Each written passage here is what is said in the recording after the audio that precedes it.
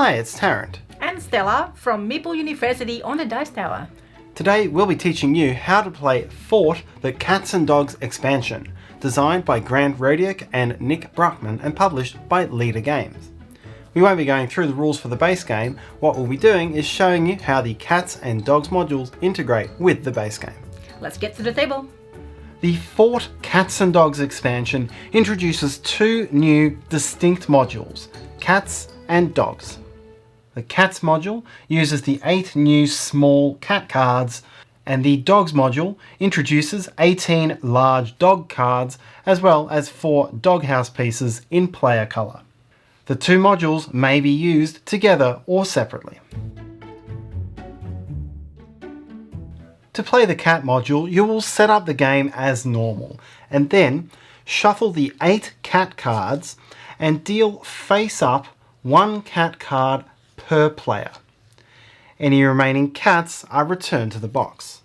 Like the perk cards from the base game, each cat card has a special effect on it which can be used by the player who possesses that card. However, unlike the perk cards, gaining a cat card is not necessarily forever. Cats are fleeting and may move around to other players during the game. Each cat has an effect printed at the top telling you how it is attracted to you. And on each occasion, it will depend on the suit and number of cards in your yard at the end of your turn. Here, for example, Scratch is attracted to having 2 or more squirt guns in your yard at the end of your turn. So, if this were your yard, you would take the Scratch card from wherever it is, whether that be the common supply or another player, and add it to your collection. For these purposes, coins are not considered wild, and remember that your best friend does not go to your yard, but to your discard pile, meaning that this itself would not be enough to attract Scratch. Once you've gained a cat, you will retain it until another player meets the criteria to take it from you, even if your subsequent yards do not meet that cat's requirements. As long as you have a cat, you have access to that cat's special ability, and if you have multiple cats, you can use multiple cat abilities on the same turn. Players will score additional bonus points based on the number of cats they possess at the end of the game. 1 cat is worth 1 point, 2 cats is worth 3 points, 3 cats is worth 6, and 4 is worth 10. To set up for the Dogs module, first set up as normal, but when dealing out kid cards from the main deck, instead of dealing 8 to each player, deal only 5, shuffling the rest in with the park deck. Then shuffle up the dog deck and deal each player 3 dog cards. Any undealt dog cards are returned to the box. These are then shuffled into the player's 10 card deck as usual. Additionally, give each player their player-coloured doghouse piece. Dogs represent a new type of card, which may be played during your Play 1 card phase.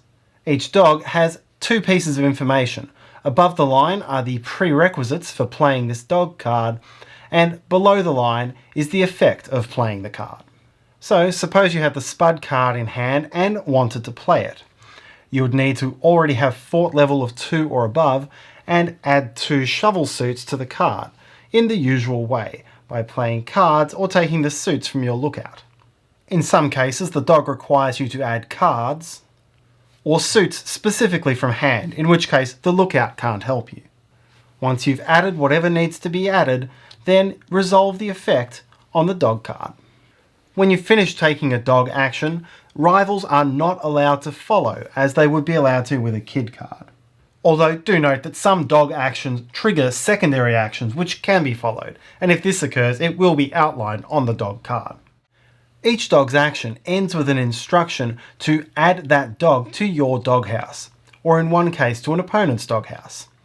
To do this, take the dog card and slip it underneath your doghouse token.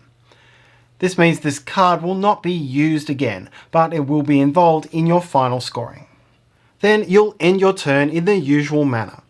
You will recruit, discard any cards you added to the dog, place any leftover cards in the yard, including unplayed dogs, and then draw up to 5.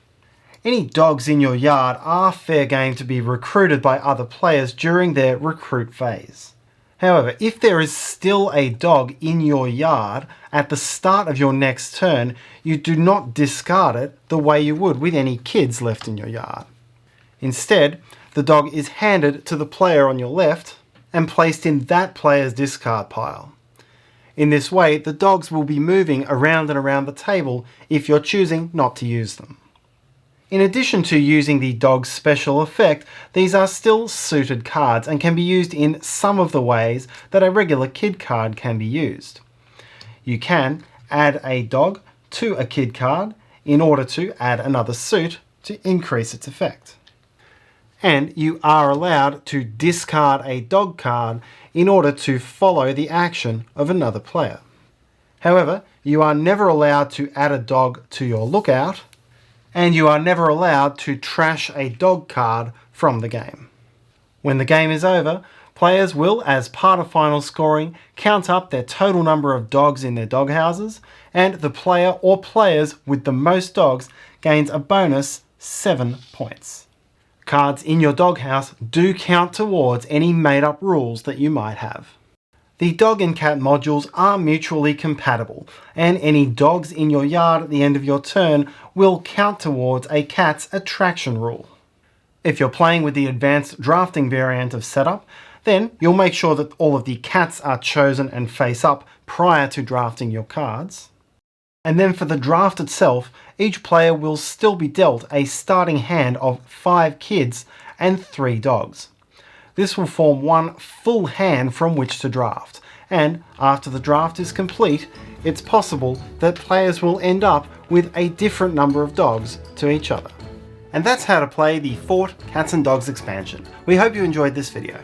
If you find this video useful, please help us by hitting that like button and subscribe to the Dash Tower if you haven't already done so. And if you have any questions, comments or feedback, please leave them in the comments section below. Until next time.